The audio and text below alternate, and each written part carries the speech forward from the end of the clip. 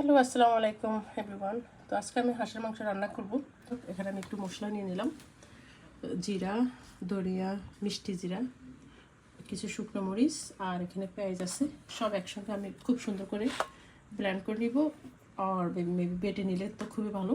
তো এখানে আমি কিছু মশলা অলরেডি দিয়ে দিলাম, আলাদা করে আর ফ্রিজে নিয়ে দেখাইনি। তো এখানে আছে আদা রসুন বাটা, আর এটা হচ্ছে গরম মশলার গুঁড়ো, আর এটা হচ্ছে হলুদ, আর যে ব্লেন্ডার করে রাখছি এই যে সেই বাটাটা, পেঁয়াজ যা যা দেখছেন আর কি, তো দিয়ে দিচ্ছি, পুরোটাই দিয়ে দিচ্ছি আমি। আর মরিচটা আপনাদের টেস্ট অনুযায়ী, আমি মরিচ আরও দিয়েছিলাম পরে। তো আমি খুব ভালো করে এগুলি মেখে নিচ্ছি। তো এখন খুব ভালো করে এটা মেখে আমি 20 মিনিটের মতো এটা ওয়েট করবো। ম্যারিনেট করে রাখে রান্নার জন্য আমি পাতিল বসিয়ে দিলাম, তেল দিয়ে দিচ্ছি। এখানে আমি কিছু আস্ত গরম মশলা দিয়ে দিচ্ছি। সো এখানে আপনাদের যার যেটা পছন্দ সেটা দিয়ে দিবেন, আমি আমার পছন্দ মতো দিয়ে দিলাম।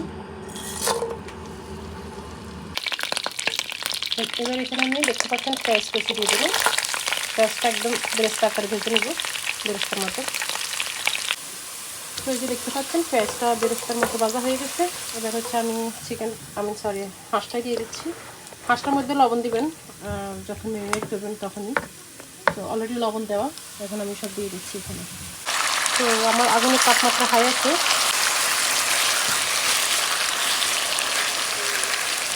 তো এখানে হাই হিটে কিন্তু আমি এখনও ভাজতে আছি।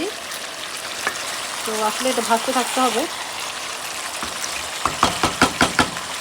এখানে এসে অবশ্যই দেখবেন কি অবস্থা।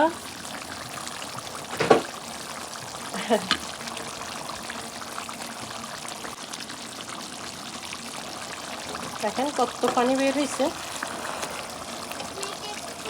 অনেক পানি বের হয়েছে। এই যে আমি হচ্ছে পর্যায়ে আলু দিয়ে দিচ্ছি। মানে আলুটা অপশনাল, তো যার পছন্দ দিবেন, নাহলে দেবেন না।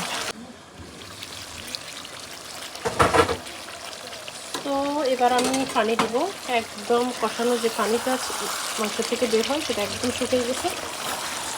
তো এবার আমি হচ্ছে ফুটন্ত গরম পানি দিয়ে দিচ্ছি এখানে।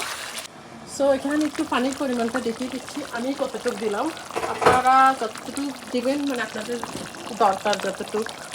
আমি হচ্ছে এটা মাখা মাখা করে ফেলবো, এই ঝোলটাও কিন্তু থাকবে না, একদম মাখা মাখা করে ফেলবো। মানে আলুও সিদ্ধ হবে,